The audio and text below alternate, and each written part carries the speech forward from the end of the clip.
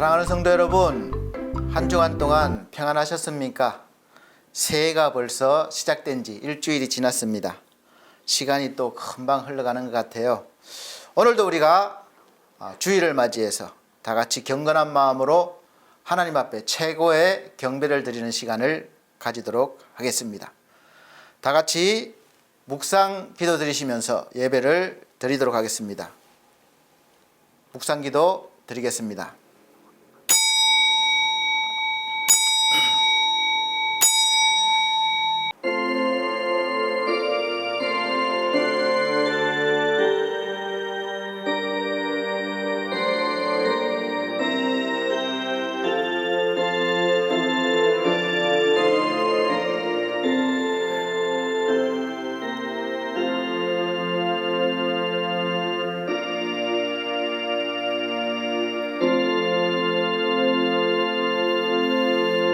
여호와는 내게 복을 주시고 너를 지키시기를 원하며 여호와는 그 얼굴로 내게 비치사 은혜 베푸시기를 원하며 여호와는 그 얼굴을 내게로 향하여 드사 평강 주시기를 원하노라.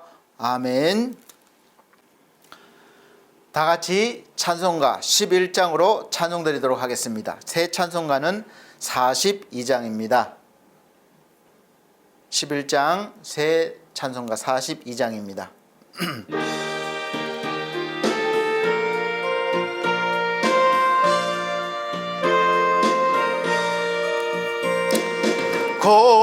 거룩한 주님께 예배를 드리세 무릎을 꿇어서 영광 돌려 금 같은 복종과 향기로운 겸손을 주님께 바쳐서 경배하세. 주 앞에 삼가서 겸손히 행하면 주 너를 언제나 돌보시네. 말씀엔 위로와 기도엔 응답을 내 갈 길 바르게 인도하네. 주 앞에 설 때에 두려워 말아라. 가난한 노래를 도세네. 보배로운 진리와 온유한 결랑은 주님께 다 바칠 귀한 예물. 떨면서 바치는 이 작은 예물도 주님은 귀하게 받으시네.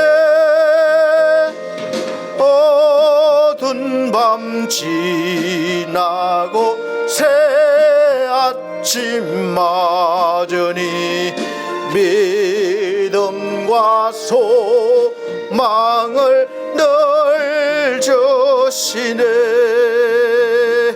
아멘. 네, 성시교독 시간입니다. 성시교독 교독문 2번입니다.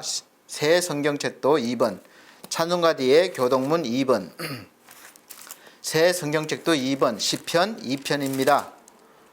제가 한 절, 우리 성도님들께서 한 절 큰 소리로 천천히 봉독해 나가도록 하겠습니다. 어찌하여 열방이 분노하며 민족들이 허사를 경영하는고 세상의 군왕들이 나서며 관원들이 서로 꾀하여 여호와의 그 기름 받은 자를 대적하며 우리가 그 맨 것을 끊고 그 결박을 벗어버리자 하도다. 하늘에 계신 자가 웃으시며 주께서 저희를 비웃으시리로다. 그때에 분을 바라며 진노하사 저희를 놀래어 이르시기를 내가 나의 왕을 내 거룩한 산 시온에 세웠다 하시리로다. 내가 영을 전하노라. 여호와께서 내게 이르시되 너는 내 아들이라. 오늘날 내가 너를 낳았도다. 내게 구하라. 내가 열방을 유업으로 주리니 내 소유가 땅끝까지 이르리로다. 아멘. 다 같이 사도신경으로 신앙 고백 드리도록 하겠습니다. 나는 전능하신 아버지 하나님 천지의 창조주를 믿습니다. 나는 그의 유일하신 아들 우리 주 예수 그리스도를 믿습니다. 그는 성령으로 잉태되어 동정녀 마리아에게 나시고 본디오 빌라도에게 고난을 받아 십자가에 못 박혀 죽으시고 장사된 지 사흘 만에 죽은 자 가운데서 다시 살아나셨으며 하늘에 오르시어 전능하신 아버지 하나님 우편에 앉아 계시다가 거기로부터 살아있는 자와 죽은 자를 심판하러 오십니다. 나는 성령을 믿으며 거룩한 공교회와 성도의 교제와 죄를 용서받는 것과 몸의 부활과 영생을 믿습니다. 아멘. 네, 다 같이 찬송가 82장, 새 찬송가 95장 찬송 들으시면서 들으신 후에 권경희 권사님 기도해 주시도록 하겠습니다. 82장입니다.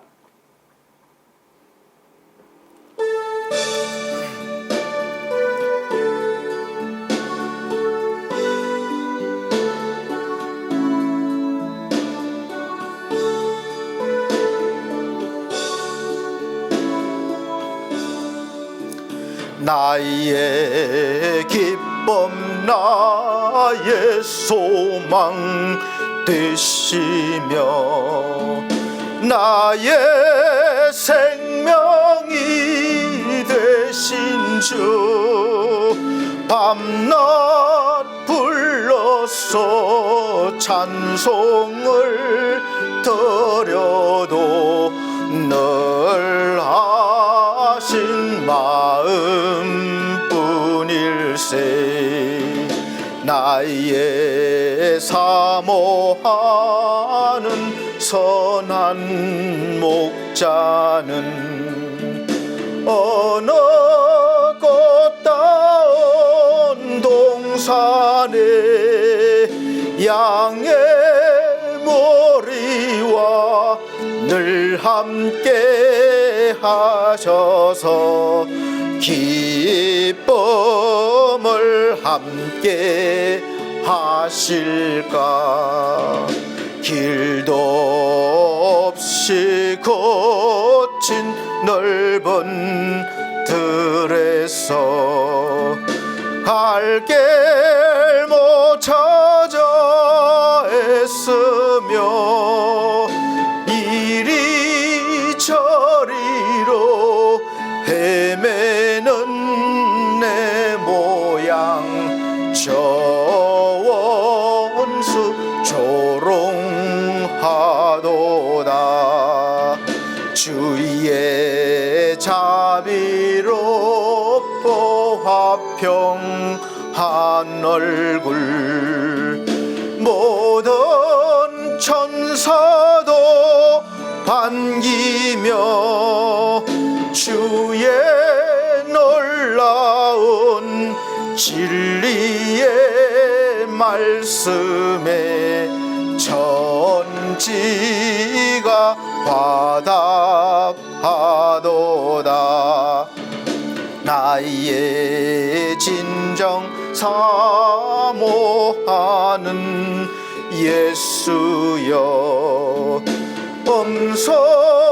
음성조차도 반갑고 나의 생명과 나의 참 소망은 오직 주 예수 뿐일세.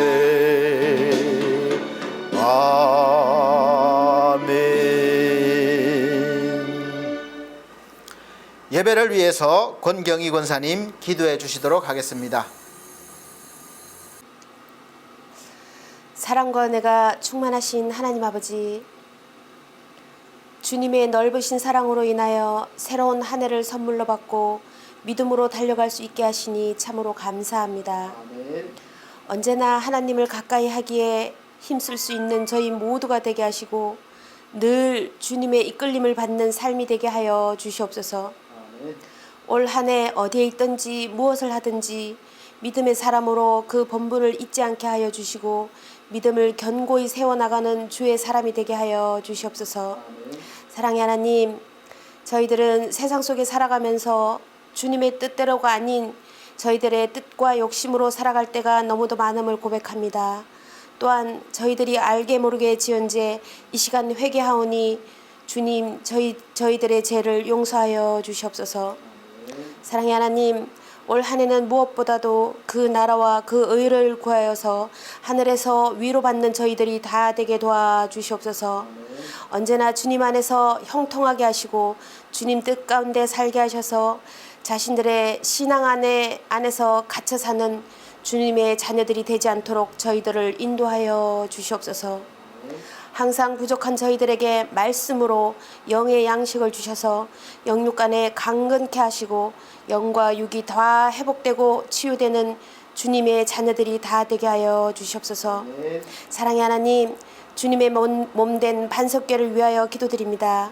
우리 반석교회가 주님 오시는 그날까지 날마다 성장과 부흥이 멈추지 않는 교회가 되게 하여 주시옵소서. 교회가 성장하는 만큼 교회적 사명도 잘 감당하기를 원합니다.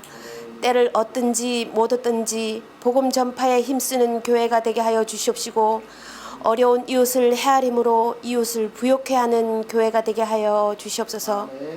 오늘도 단위에 세우신 목사님, 주님께서 항상 목사님의 건강을 책임져 주시옵시고 어딜 가시든지 항상 주님의 권능과 권세와 능력이 나타나게 하여 주시옵소서. 특별히 저희 양무리들을 푸른 풀밭 잔잔한 물가로 인도하기에 조금도 부족함이 없도록 능력의 오른손으로 붙들어 주시옵소서. 내조하시는 사모님과 자녀들에게도 영육간의 강건함으로 붙들어 주시옵시고 은혜 위에 은혜를 더하여 주시옵소서. 예배의 시종을 주님께 의탁하오며 저희들을 늘 생명의 길로 이끄시는 예수 그리스도 이름으로 기도합니다. 아멘.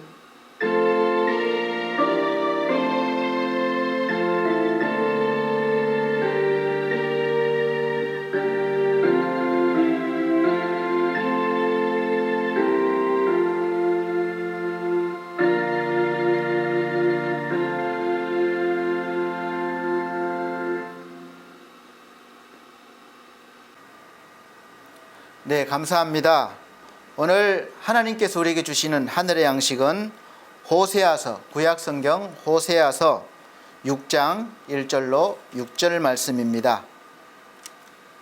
구약성경 호세아서 6장 1절로 6절 말씀 제가 천천히 봉독해 드리도록 하겠습니다. 오라, 우리가 여호와께로 돌아가자. 여호와께서 우리를 찢으셨으나 도로 낫게 하실 것이요 우리를 치셨으나 싸매어 주실 것임이라. 여호와께서 이틀 후에 우리를 살리시며 제3일에 우리를 일으키시리니 우리가 그 앞에서 살리라. 그러므로 우리가 여호와를 알자. 힘써 여호와를 알자. 그의 나오심은 새벽빛같이 일정하니 비와 같이 땅을 적시는 늦은 비와 같이 우리에게 임하시리라 하리라. 에브라임아, 내가 내게 어떻게 하랴?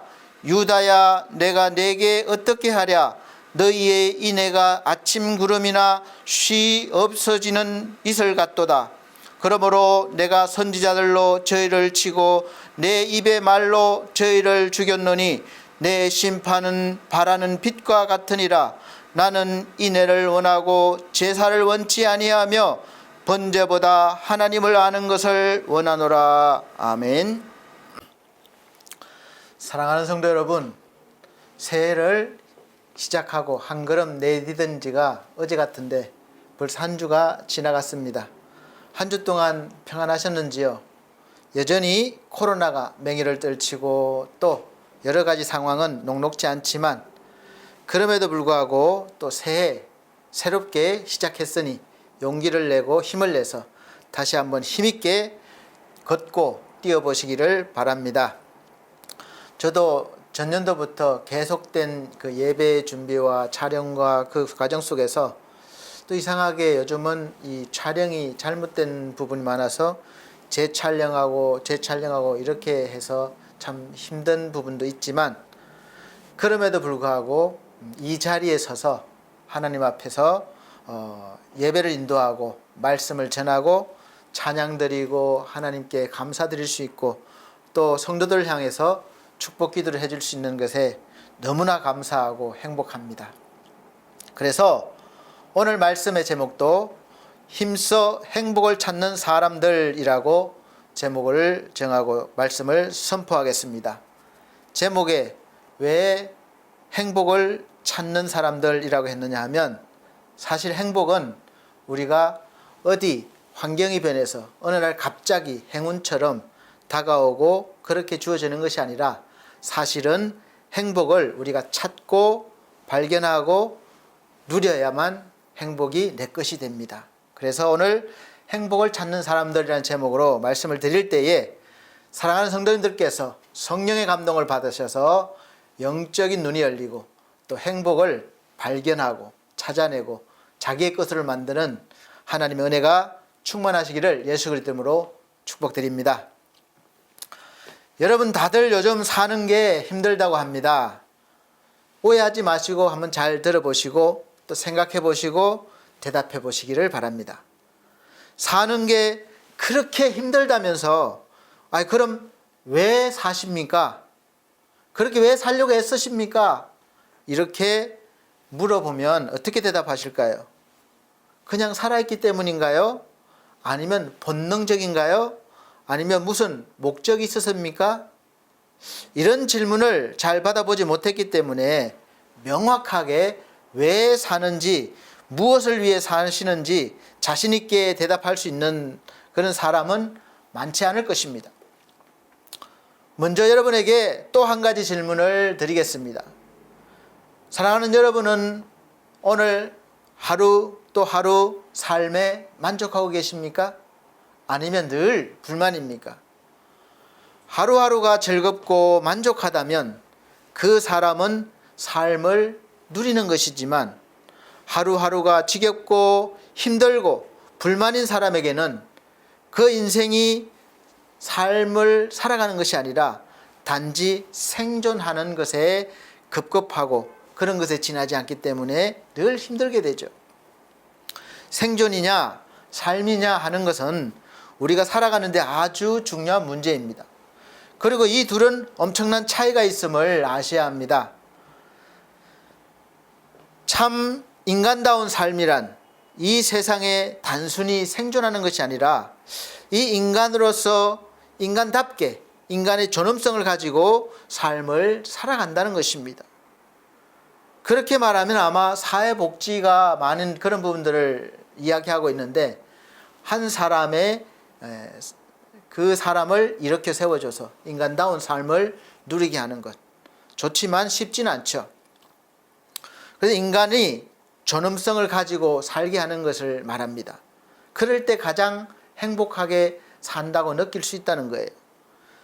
근데 대부분의 이 사람들은 그렇지 못합니다. 많은 아내분들이 이런 불평을 합니다. 나는 내 시간을 가져본 적이 없어요. 남편 뒤치다꺼리하고 아이들 뒤치다꺼리 하느라고 아무리 일해도 표시도 안 나고 항상 부족하고 손이 모자라서 힘들고 또 한 푼이라도 더 모으려고 화장품, 옷 사는 거 아껴가면서 이렇게 살아가는데 이것이 1, 2년이 아니라 계속되다 보니까 너무 지겹고 한때는 또 때때로는 도망치고 싶을 때가 한두 번이 아닙니다. 이렇게 말씀을 할 때가 있습니다. 반대로 남편들은 또 이렇게 말하죠. 나는 내 시간이라는 걸 가져본 적이 없어요. 처자식 먹이 살리려고 회사 자존심 상하고 정말 힘들어도 때려치고 싶어도 꾹꾹 참고 평생을 개미처럼 열심히 일했는데 퇴직하고 나니까 집에서 누구 하나 알아주는 사람 없어서 사는 재미도 없고 내가 왜 이렇게 초라하게 됐는지 이렇게 살았는지 후회가 됩니다. 이렇게 말하는 분들도 계시죠. 맞는 말이긴 하지만 이런 불평을 듣고 있으면 사실 달리 해줄 말이 생각이 나질 않습니다. 그래서 기껏 해줄 수 있는 말이 사는 것이 아무리 힘들어도 죽는 것보다 낫다는 생각으로 사십시오. 이렇게 대답하죠. 그래서 옛말에도 개똥밭에 굴러도 이성이 저성보다 낫단 말이 있습니다. 어쩌면 이것이 우리들이 살아가는 현실의 대표적이라고도 할 수 있는 솔직한 모습일 수도 있습니다.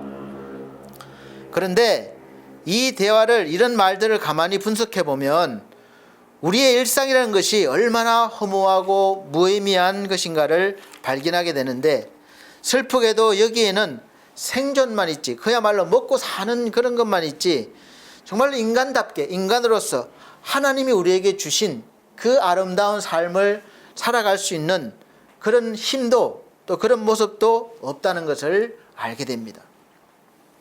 시편 90편 10절 말씀에는 우리의 연수가 70이요 강건하면 80이라도 그 연수의 자랑은 수고와 슬픔뿐이요 신속히 가니 우리가 날아가나이다, 이렇게 말씀하고 있습니다. 요즘은 뭐 이 말씀 들으면 아유 내 나이가 뭐 얼만데 난 90 넘었어, 100세가 다 돼가, 이런 분들도 많이 계십니다. 그렇지만 7, 80이 다 넘으셨어도 달라진 것이 있습니까? 없죠. 수고와 슬픔뿐이고 외로움뿐. 요즘 100세 시대라고 합니다. 사실 100세 시대를 꿈꾸던 시대가 있었습니다.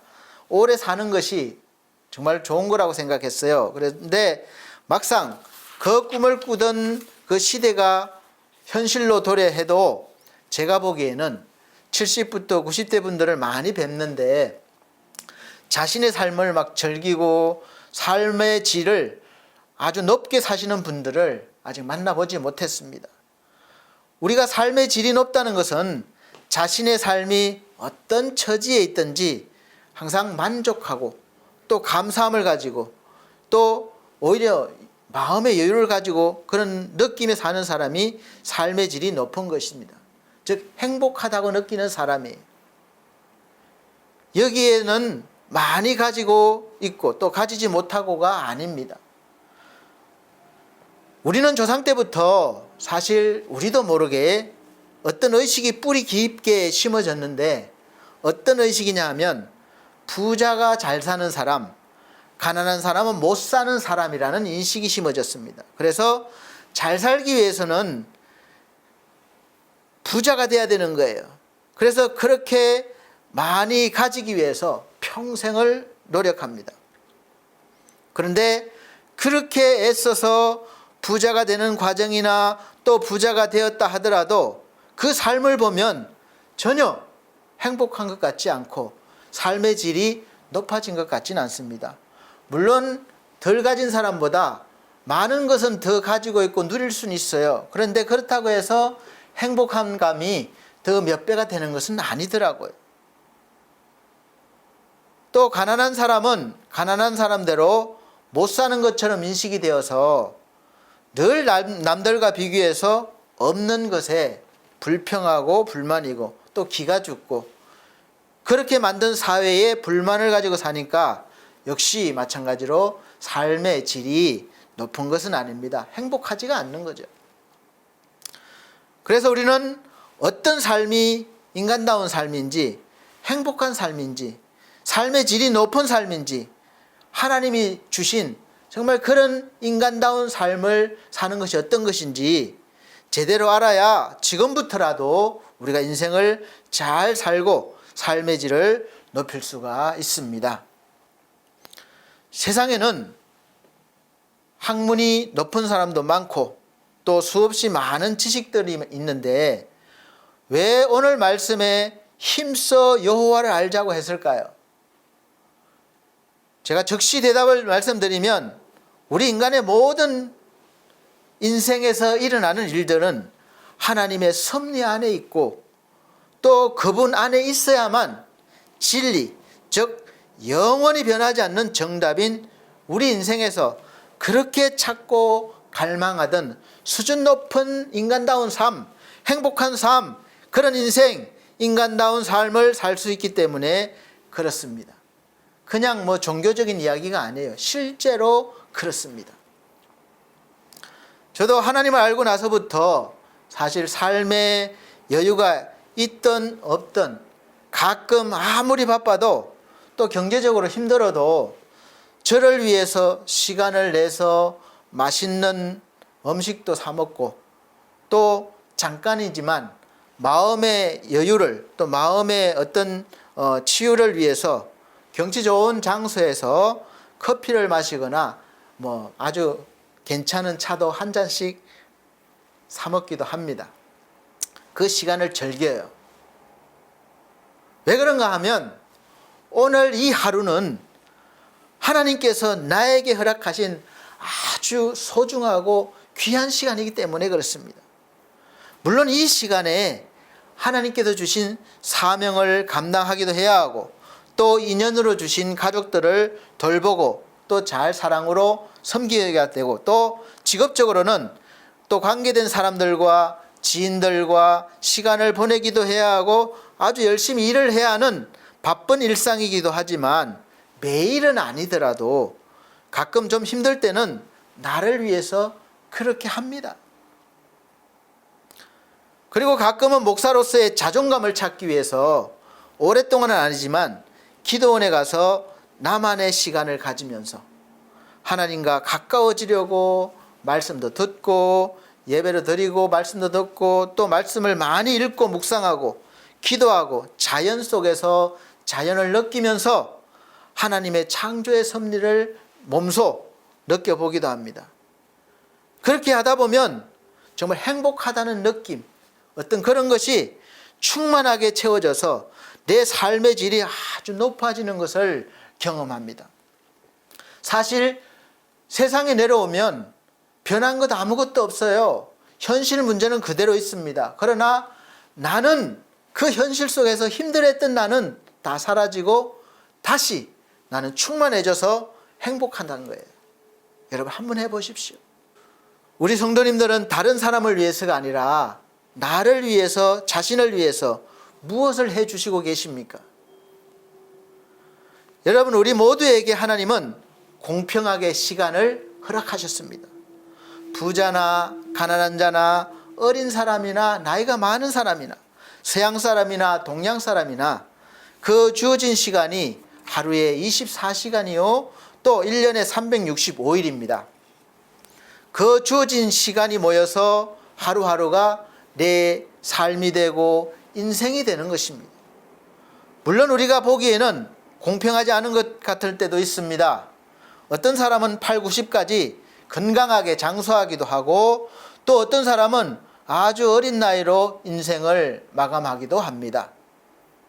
그러나 이 모든 것은 하나님께서 하루에 똑같은 시간을 주셨고 그 시간을 살게 하셨습니다. 하나님께서 주신 시간을 얼마나 오래 사느냐 짧게 사느냐가 중요한 것이 아니라 우리에게 주어진 시간을 내가 살면서 사는 동안 어떻게 관리하고 어떻게 살아가느냐가 더 중요한 것입니다. 우리가 어떤 나무는 몇백 년을 살면서 아주 우람하게 자라기도 합니다. 또 어떤 화초는 1년살이도 있습니다. 1년 만에 화려한 꽃을 피웠다가 열매를 맺었다가 없어지는 꽃도 있습니다. 마태복음 25장에서 보면 주인에게 5달란트를 받은 사람과 2달란트를 받은 사람 그리고 1달란트를 받은 사람의 비율을 말씀하고 있습니다. 얼마나 많이 더 남겼느냐 보다는 5달란트를 받은 사람과 2달란트를 받은 사람은 자신의 삶을 열심히 산 것에 대한 칭찬이 있고 보상이 있습니다. 그러나 1달란트를 받고 아무것도 하지 않은 사람에게는 악하고 게으르다고 꾸짖으시고 결국은 저 바깥 어두운 데로 쫓아내고 거기서 슬피 울며 이를 갈미 있으리라고 말씀하셨습니다. 그래서 하나님이 주신 시간을 잘 관리하는 사람은 삶을 살아나가는 사람이지만 잘못 관리하는 사람은 그냥 먹고 사는데 생존하는데 급급한 사람이라고 할 수 있습니다. 여러분은 어디에 속해 있습니까? 더 깊이 생각해 보면 하나님이 주신 삶을 제대로 누리지 못하고 생존하는 데만 급급하게 사는 것은 삶을 낭비하는 것입니다. 그렇게 살라고 주신 시간이 아니기 때문에 그래요. 우리 인생은 시간 관리입니다. 성경에서 세월을 아끼라는 말씀이 있습니다. 그리고 그 주어진 시간을 잘 관리하고 사용하는 사람을 지혜로운 사람으로 말씀하고 있습니다. 에베소서 5장 15절로 16절 말씀 보면 그런즉 너희가 어떻게 행할 것을 자세히 주의하여 지혜 없는 자같이 말고 오직 지혜 있는 자같이 하여 세월을 아끼라 때가 악하니라 이렇게 말씀하고 있습니다. 어떻게 행할 것을 자세히 주의하여 우리가 인생을 쉽게 보는 것이 아니라 자세히 주의해서 살피고 그래서 지혜 있는 자가 되라 이 말씀입니다. 그럴 때 세월을 아낄 수가 있습니다. 우리나라 사람들의 대부분의 삶에 대한 철학은 비슷한 것 같아요. 무엇인지 아십니까? 젊었을 때 내가 열심히 벌어서 늙어서 나이 먹어서 즐기자 이겁니다. 보편적이고 맞는 말이기도 하죠. 그런데 요즘 시대에는 맞지 않는 말입니다. 적어도 요즘은 60, 70대까지는 일을 해야 하는 시대가 도래한 것입니다. 어찌 보면 참 고달픈 시대를 살아가고 있는 거죠. 쉬어야 될 인생을 좀 누려야 될 시간에 일을 해야 되니까. 일을 하지 않으면 또 손자 손녀도 봐줘야 됩니다. 그런데 힘이 없어요. 자식들이 20대 중후반에 결혼해서 2세를 낳으면 그나마 좀 힘이 있어서 그래도 할머니 할아버지가 좀 보기 괜찮은데 늦게 결혼해서 2세를 낳으면 그 자식들 본인들도 힘들고 할머니 할아버지도 애 봐주기를 힘들어합니다. 왜냐하면 마음은 그렇지 않은데 체력이 안 받쳐주는 거예요. 이게 힘든 거예요. 그래서 젊어서 일할 때든지 늙어서 즐길 때든지 그때그때마다 우리가 시간 관리를 잘 해야 합니다. 그런데 이 시간 관리를 생존을 위한 그런 관리가 아니라 인간다운 삶을 위한 그런 관리가 계획이 되어야 합니다. 요즘은 60대까지도 정말 열심히 앞만 보고 뛰어야 되는 그런 현실인 것 같아요. 그래도 60 정도 되면 아주 여유롭지는 못해도 적어도 인간다운 삶을 살기 위해서 투자하고 하루하루를 보내고 싶습니다. 그래서 지금 50대 중후반인데 정말 열심히 나름대로 일하고 있습니다. 한 60대까지 열심히 일하고 나머지 인생은 돈 벌기 위해서가 아니라 내가 지금까지 가지고 하나님이 주신 것, 또 하나님이 경험하게 하신 것을 다른 사람을 위해서 나누고 싶은 삶을 살고 싶은 거예요. 그래야 좀 더 가치 있고 수준 높은 삶을 사는 게 아닌가 저 나름대로 그렇게 생각하고 준비하고 있습니다. 대부분은 젊었을 때는 열심히 일하지만 일하자는 그런 철학 속에는 오직 보면 대부분 먹고 사는 문제, 생존 문제만 있습니다. 그래서 심지어 신앙생활도 젊어서 예수를 믿고 신앙생활하는 것은 열심히 하는 것은 배부르고 편한 사람들이나 하는 짓이라고 이렇게 말하는 사람도 있어요. 지금 시대가 어느 때인데 경쟁 시대인데 그렇게 하느냐? 그렇게 말합니다. 주일날 한가하게 교회나 나가는 일은 나중의 일이라고 생각합니다. 믿지 않는 사람들만의 이야기가 아닙니다. 그래서 토요일, 주일날 일하는 사람도 학원 가는 학생들도 많습니다. 입으로는 교인이라고 하면서도 한 살이라도 젊고 힘이 있을 때 일해야 한다고 신앙생활을 소홀히 하고 그렇게 등한시하는 교인들이 점점 많아지고 있습니다. 안타까운 일이죠. 젊었을 때 돈 벌어놓고 나이 들어서 예수 믿고 신앙생활해도 괜찮다고 스스로 그렇게 위로하고 묵인합니다. 그리고 더 심각한 문제는 주위에서도 또 부모도 그렇게 형제들도 다 그 일에 암묵적으로 동의를 해요. 그래, 어떤 세상인데 열심히 해야지 살아남지, 더 좋은 데 가지, 교회 일 적당히 해라, 너무 열심히 빠지지 말아라, 그렇게 하는 거죠. 주일도 쉬지 않고 하루라도 더 벌어서 좀 있다가 잘 믿겠노라고 그렇게 합니다만, 그런데 젊음이 채 가기도 전에 즐기려고 기다리던 그 나중 시간들이 그 오기도 전에 덜컥 죽을 병이 걸려 누워있거나 아니면 이 세상을 떠난 사람들을 종종 볼 수가 있습니다. 그래서 하나님께서 청년들에게 이렇게 교훈의 말씀을 주셨습니다. 전도서 11장 9절로부터 12장 1절 말씀 보면, 청년이여 내 어린 때를 즐거워하며 내 청년의 날을 마음에 기뻐하여 마음에 원하는 길과 내 눈이 보는 대로 쫓아 행하라. 그러나 하나님이 이 모든 일로 인하여 너를 심판하실 줄 알라. 그런즉 근심으로 내 마음에서 떠나게 하며 악으로 내 몸에서 물러가게 하라. 어릴 때와 청년의 때가 다 헛되니라. 너는 청년의 때 곧 공고한 날이 이르기 전엔 나는 아무 낙이 없다고 할 해가 가깝기 전에 너의 창조자를 기억하라. 아멘. 아무것도 하지 말고 돌을 닦는 것처럼 종교생활 하라는 것이 아닙니다. 청년의 때 즐기고 싶은 것도 많이 해보고 하고 싶은 것도 많이 해보고 꿈도 많이 꾸어 보십시오. 하고 싶은 대로 해보고 즐거워하라는 것입니다. 그러나 잊지 말라는 거예요.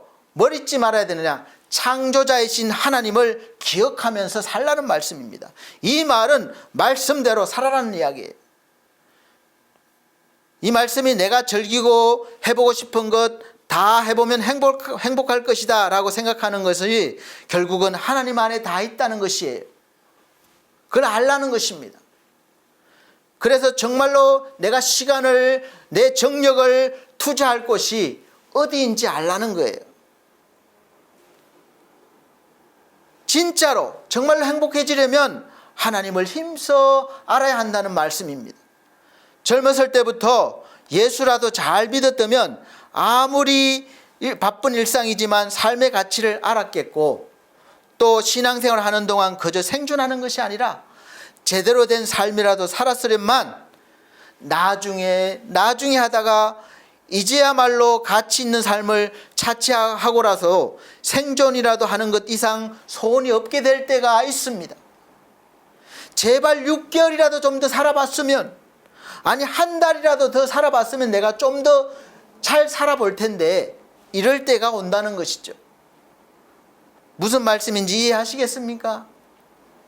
목숨이라도 연명하는 것이 생존이요 사람답게 살아보는 것이 삶이라고 한다면 우리가 늘 생존이냐 삶이냐 하는 것을 미리미리 지혜롭게 생각했어야 한다는 말입니다. 생존이 계속 이 땅에 머물러 있는 것을 의미한다면 삶이라고 하는 것은 힘과 에너지가 그 인생에 충만한 것을 의미합니다. 생존하는 것이 내가 무언가를 할 수 없어서 그저 바다만 들이는 수동적인 것이라면, 삶을 사는 것은 내가 적극적으로 무언가를 할 수 있는 내가 어떤 능동적인 것을 의미합니다. 단지 생존할 뿐인 사람은 아무 일이라도 자기에게 일어나 주기를 바라는 사람이지 그냥 만들어가는 사람이 아니에요. 환경이 변하길 바라고 어떤 행운이 나에게 오길 바라고 그런 삶입니다. 삶을 사는 사람은 자신을 위하여 일이 일어나게 만드는 사람이에요. 지금보다 더 창조적인 삶을 살고 자신의 삶을 그래서 만들어가는 사람이에요. 그리고 의미를 찾는 사람이에요. 이것이 바로 생존이냐 삶이냐의 차이예요. 중요한 것은 하나님께서 주신 나의 시간을 내가 어떻게 관리하느냐, 그것입니다. 조 벨이라는 사람이 쓴 그리스도인의 삶과 시간 관리라는 책이 있습니다. 이런 주제를 다뤄놓았어요.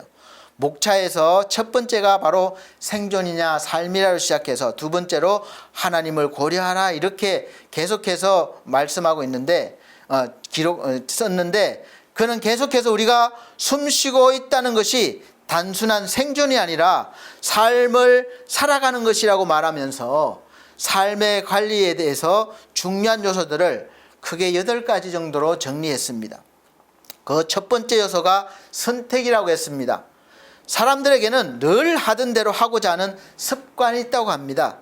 늘 하던 일, 늘 가던 곳, 시장 보던 곳에서 시장 보고, 늘 가는 식당 찾아가고, 항상 해왔던 것 외에 다른 것에 대한 선택의 여지가 힘들다는 거예요. 그래서 우리가 살던 곳에서 다른 곳으로 이사하는 것을 두려워합니다. 무엇이 바뀌는 것을 싫어해요. 저도 그렇습니다. 그래서 미용실 같은 데도 한 군데 선택하면 계속 거기만 가는 거예요. 그래서 살던 곳에서 우리가 어디 이동하는 것을 두려워하는 것입니다. 그런데 선택의 자유를 묻어두지 말고 잘 사용하는 것이 삶을 관리하는 방법이라고 했습니다. 두 번째 요소는 변화라고 했습니다. 변화를 두려워하지 말고 변화를 즐기는 자가 되라는 것입니다. 아이들은 자주 변해요. 빨리빨리 변합니다. 자라서 성인이 되고 또 씨앗은 자라서 열매가 되는 겁니다. 우리는 급변하는 시대를 살고 있습니다. 그래서 이런 변화에 대해서 민감하지 못하고 수용하지 못한다면 우리 삶은 관리되지 않는 것입니다. 아이들이 어른이 되는 것이 두려워서 늘 어린아이에 머물고자 한다면 그것 또한 부모의 큰 고민거리가 될 것입니다. 씨앗을 뿌렸는데, 심었는데 싹이 나고 자라나서 또 열매를 맺어야 하는데 씨앗 자체로 머물고 있으면 그 씨앗은 죽은 씨앗이 되는 것입니다. 그래서 삶의 관리에 있어서 세 번째 중요한 면은 통제입니다. 자신의 삶을 자신이 책임지고 자신이 내린 결정은 스스로 다룰 수 있어야 한다는 것입니다. 그런데 요즘은 점점 결정장애라고 부를 만큼 스스로 결정을 하지 못하는 사람들이 많아지고 있고, 더 문제인 것은 자신의 행동에 책임질 생각을 하지 못한다는 거예요. 이렇게 되면 함께 사는 가족들이나 함께 생활하는 사람들, 또 사회에서도 문제가 많아지게 됩니다. 그리고 네 번째는 경영이라고 했습니다. 이것은 꼭 제가 해보고 싶은 거예요. 배워보고 싶은 거예요. 자신에게 주어진 삶을 놓고 되는 대로 살지 말고 분석하고 조직하고 감독하는 경영적 차원에서 삶을 관리하는 것입니다. 저는 조금 제가 하는 이 자리가 잡히고 시간을 조금이라도 낼 수 있다면 지금도 경영학과에 가서 경영을 배우고 싶은 마음이 많이 있습니다. 다섯 번째 요소는 유연성이라고 했습니다.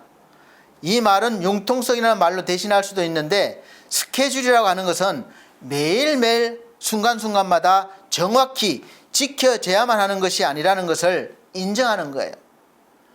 보면은 결벽증이 있듯이 그거를 지키지 못하면 불안해요. 항상 일부분은 예상치 못한 일이 일어날 수 있다는 것을 고려하면서 충분한 탄력성을 가지고 살라는 것입니다. 그 다음은 삶을 관리하는 여섯 번째 활력적 요소인 즐거움이라고 말합니다.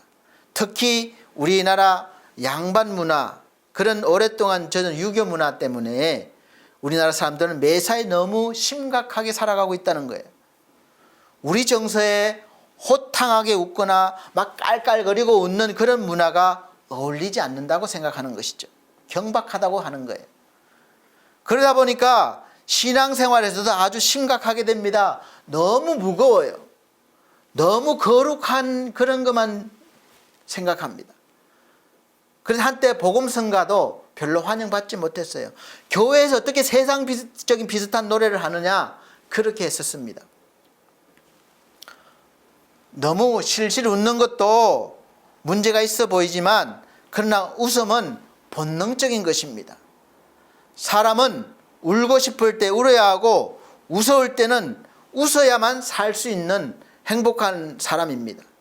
복음서를 읽으면서 우리가 한 가지 살짝 약간 좀 불만인 것이 있는데, 왜 예수님이 우셨다는 기록은 있는데 예수님이 막 호탕하게 웃으셨다는 그런 기록은 제가 아직까지는 찾아보지 못했습니다. 웃음은 눈물만큼 본능적인 것이기 때문에 분명히 예수님께서도 기뻐하신 적도 있으시고 웃기도 하셨을 텐데 그런 거를 기록으로 남겨놓으면 얼마나 좋을까 하는 아쉬움도 있습니다. 아무튼 웃음과 즐거움은 삶의 활력소가 됩니다. 그래서 요즘 웃음 치료도 많이 생겼어요.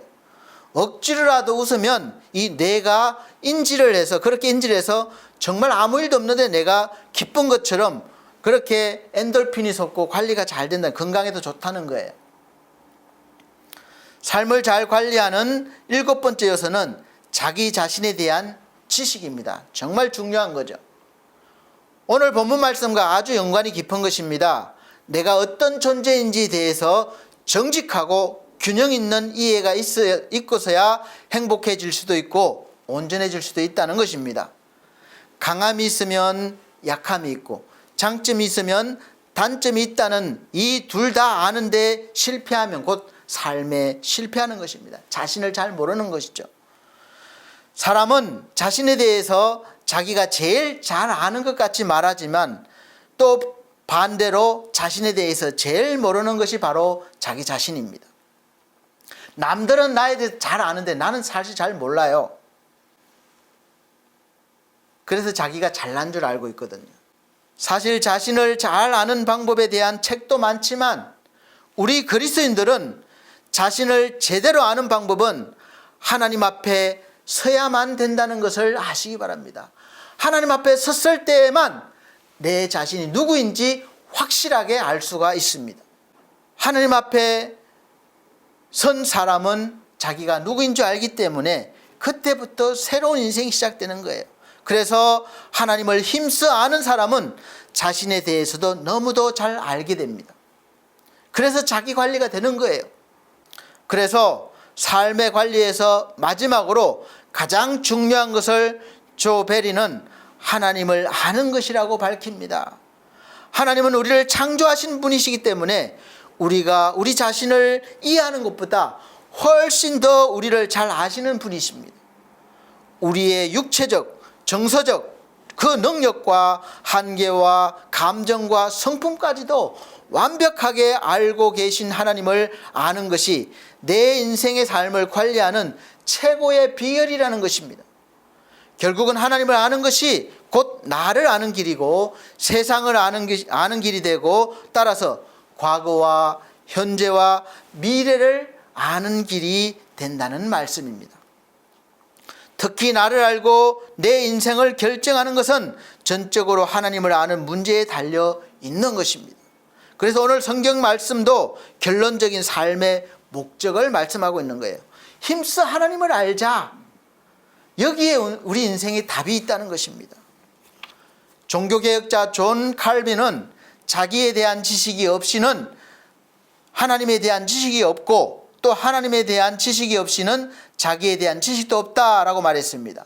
하나님을 안다는 것은 곧 자기를 아는 것이고 또 자기를 안다는 것은 하나님을 안다는 것입니다. 이 두 가지 지식은 결코 따로따로 있지 않고 함께 있을 때 완벽한 것입니다. 하나님 없는 지식은 근심을 더해갈 것이고 또 하나님이 없이 얻은 재물은 자신을 멸망의 길로 인도할 것이고 하나님 없이 가진 권력은 자기와 백성을 다 절망의 수렁으로 몰아넣는 요인이 되고 말 것입니다. 그래서 우리가 하나님을 알아야 합니다. 그것도 힘써 하나님을 알아야 할 것입니다. 할렐루야. 바로 여기에 내 문제의 해결도 있고 다른 사람의 문제에 대한 해결도 있고 우리 사회나 나라에 대한 문제 해결도 다 있음을 믿으시길 바랍니다. 그러면 하나님을 어떤 분으로 우리가 알아야 됩니까? 여러 가지 면에서 알아야 할 것이지만 오늘 본문 속에 나타나는 결론적인 그런 말씀을 드립니다. 우리가 힘써 알아야 할 하나님은 무서운 하나님이신 동시에 사랑이 많으신 하나님이라는 것을 알 수 있습니다. 본문을 보시면 하나님은 두려운 하나님입니다. 무섭게 심판하시는 하나님이세요. 때리시고 찢으시는 하나님이십니다. 그러나 이유 없이 두렵거나 무서운 분이 아니라는 사실을 아셔야 합니다. 오히려 하나님은 사랑과 공의의 하나님이세요. 그래서 불의를 미워하시며 거짓을 싫어하셔서 벌하시는 분이시기도 합니다. 불의하고 가증한 자의 제사를 예배를 거절하시고 외식하는 자의 예배를 물리치시는 그런 하나님이십니다. 그래서 우리는 하나님 앞에 불신앙적으로 살지 말아야 합니다. 우리가 힘써 알아야 할 하나님은 이런 것을 아주 싫어하는 분이기 때문에 그렇습니다.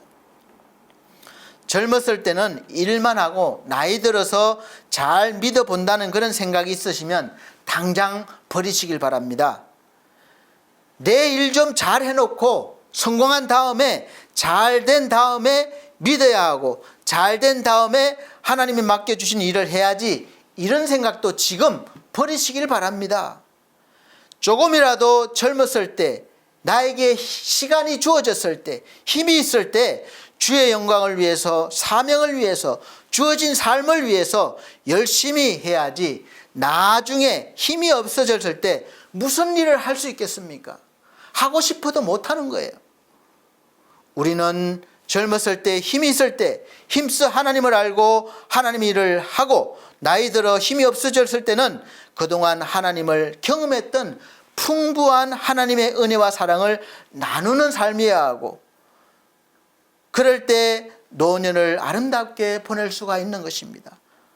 내 이웃이, 내 가족이, 내 자녀가 이런 시간을 관리하지 못하는 불신앙에 빠져 있다면 속히 돌이켜서 힘써 하나님을 알 수 있도록 권면하고 기도해 주시길 바랍니다. 이런 하나님을 또 두려워할 줄 아는 것 또한 경외하는 것입니다. 그래서 경외하는 것이 지식의 근본인 거예요. 경건이 하나님을 아는 지름길입니다. 동시에 우리가 힘써 알아야 할 하나님은, 다시 말씀드리지만, 사랑의 하나님입니다.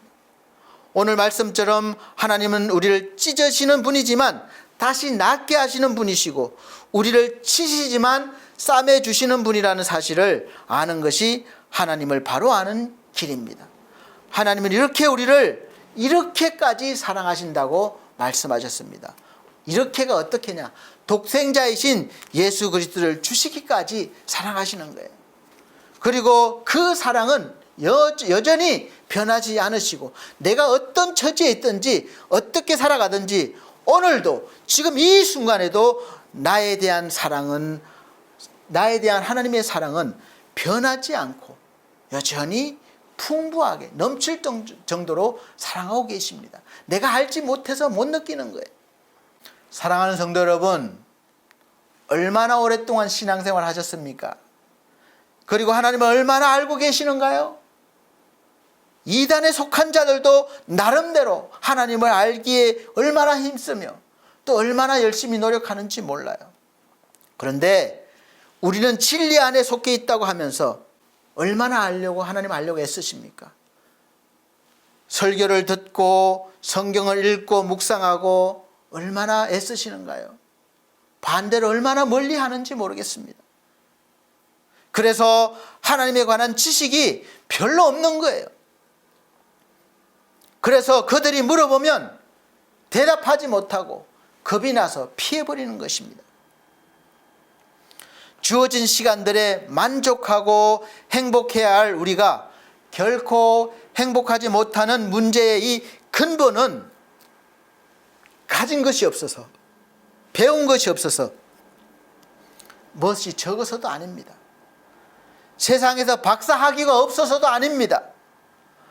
하나님을 아는 지식이 없어서 망한다는 것을 오늘 하나님께서 말씀하고 계시는 거예요. 마음속 깊이 새기시길 바랍니다.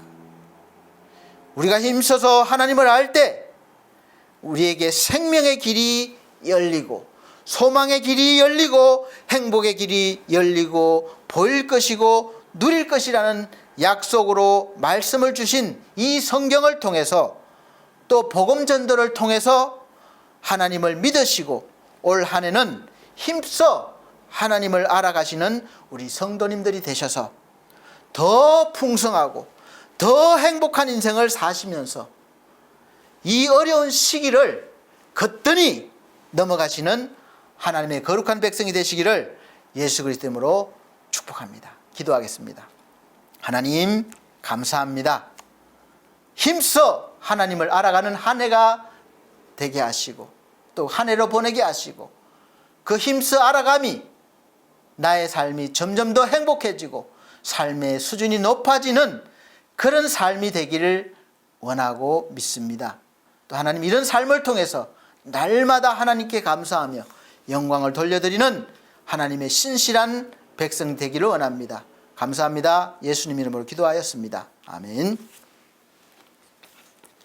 감사합니다.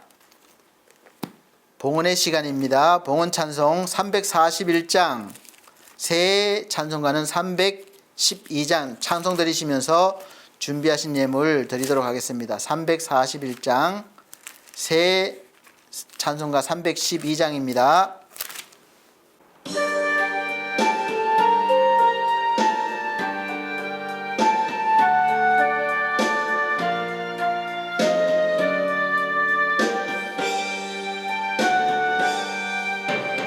너 하나님께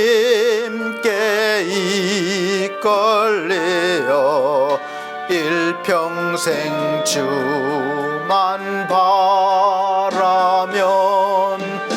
너 어려울 때 힘 주시고 언제나 지켜주시리. 주 크신 사랑 맺는 자 그 반석 위에 서리라. 너 설레는 맘 가다듬고 희망 중 기다리면서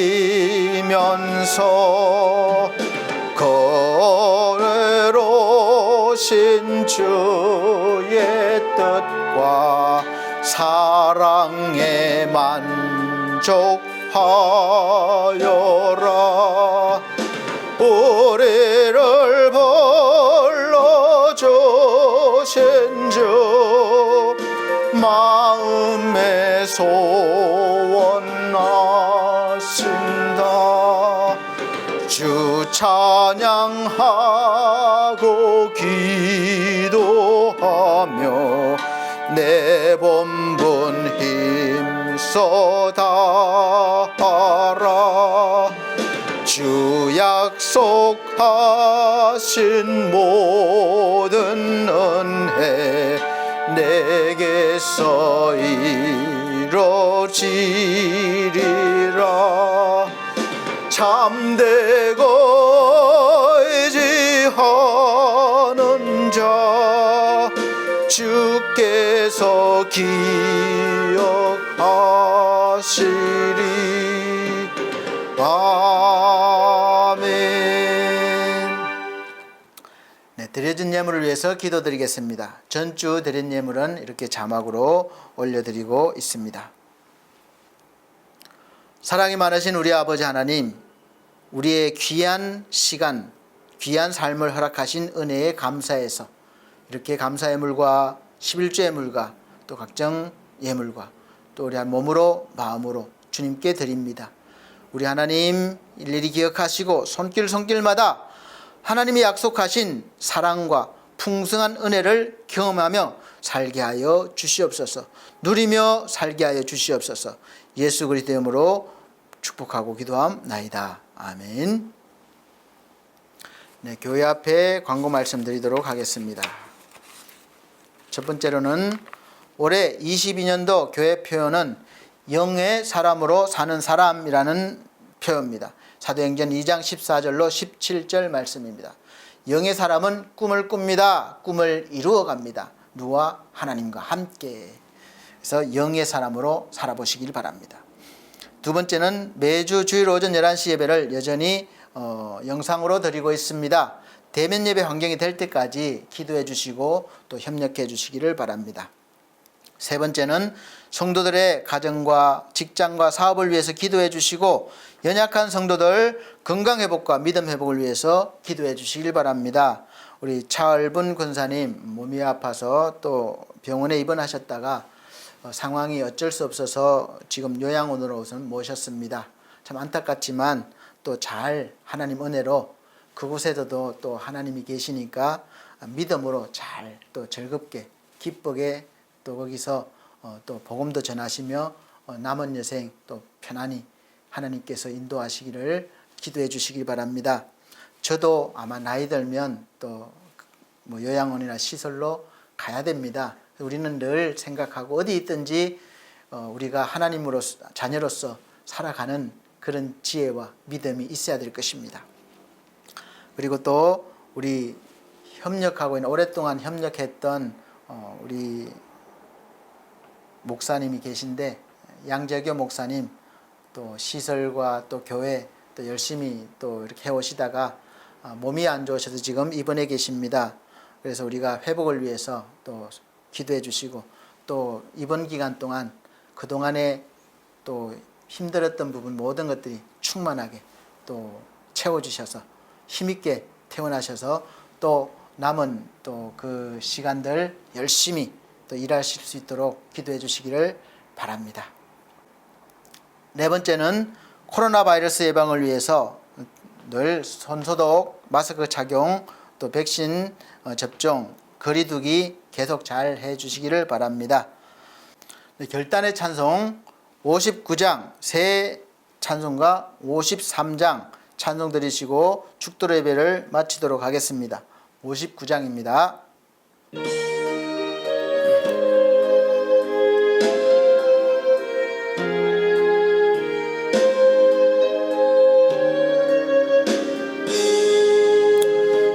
성전을 떠나가기 전 머리를 숙일 때 주께서 함께 계시고 복 내려 주소서.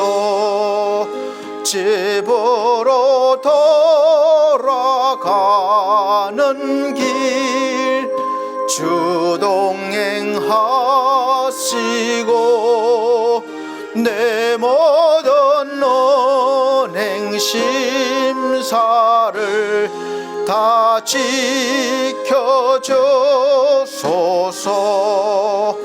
거룩한 날이 다가고 저녁이 되도록 주의 맘에 빗대사 늘 계시옵소서.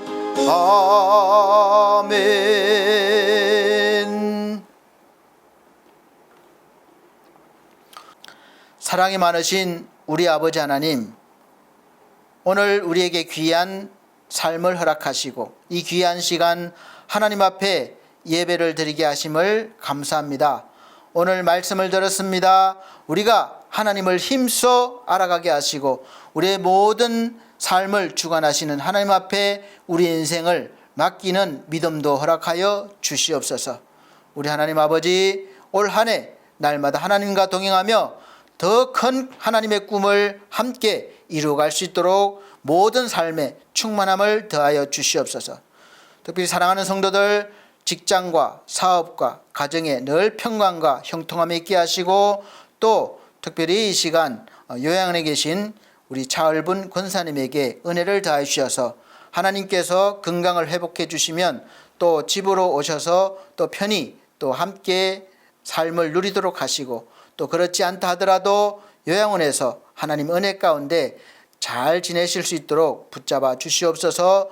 또 이 시간 양재교 목사님 하나님께서 특별히 치료하여 주시고 건강 회복해 주셔서 아버지 사명을 또 더 열심히 충만하게 감당할 수 있는 은혜를 허락하여 주시옵소서. 함께 하심을 감사드립니다. 주 예수 그리스도의 은혜와 하나님 아버지의 거룩하신 사랑과 성령님의 감화 감동 교통하심이 중앙총회와 중앙총회 신학과 서울중앙선교회와 반석교회와 오늘 모두 함께 이 자리에서 또 예배드린 모든 거룩한 하나님의 백성들 무리 위에 함께 있을지어다. 아멘.